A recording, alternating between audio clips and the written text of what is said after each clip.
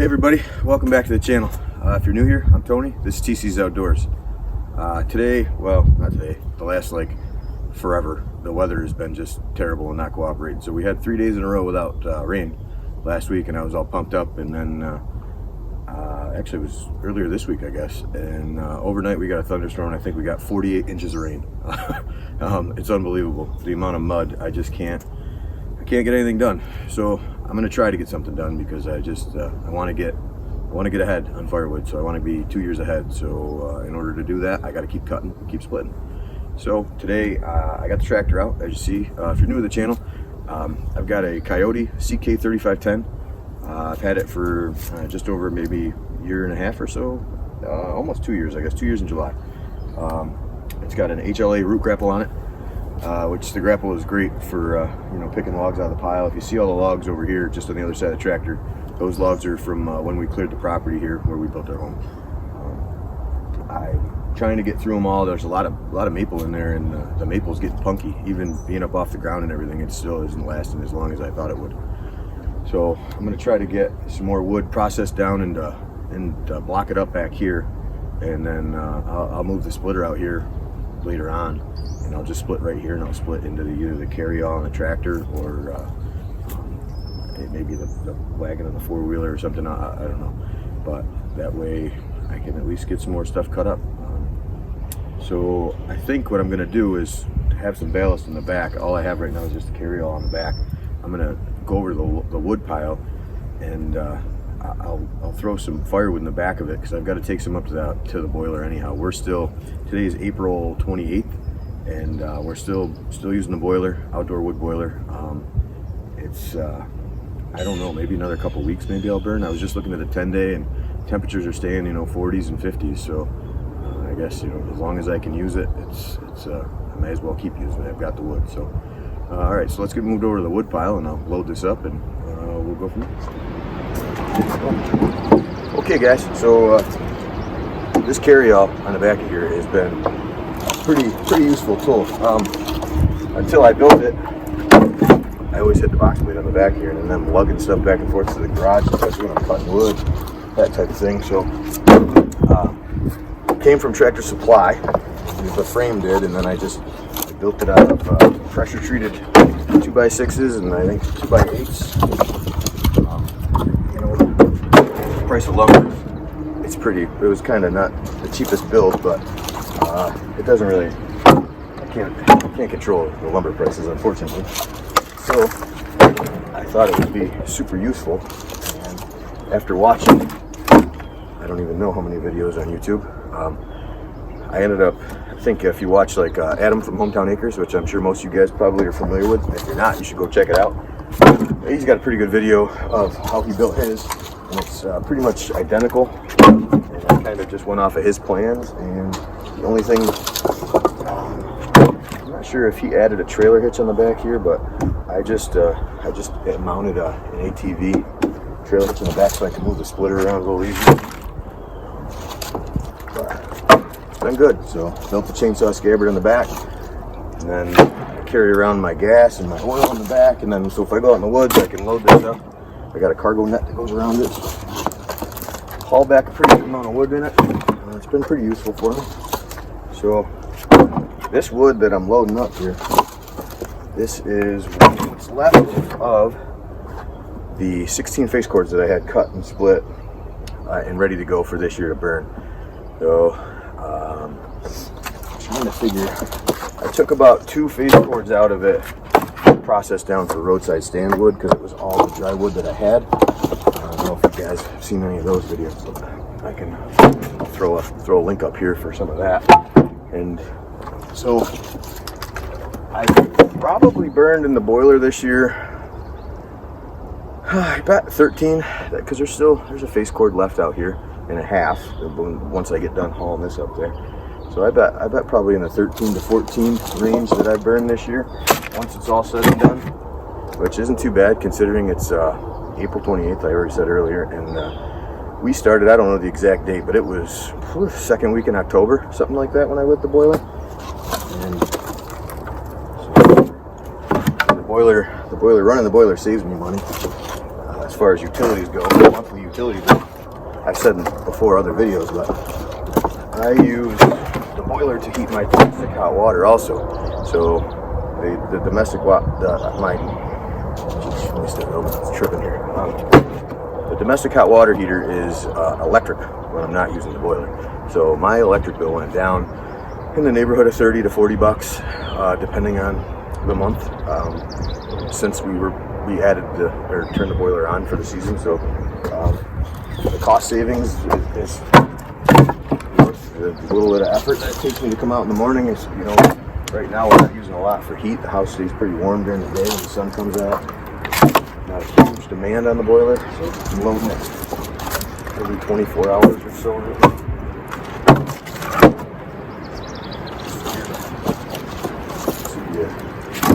Good little use of ballast, and like I said, I got to bring some more wood up there. Try to take the ugly stuff that way.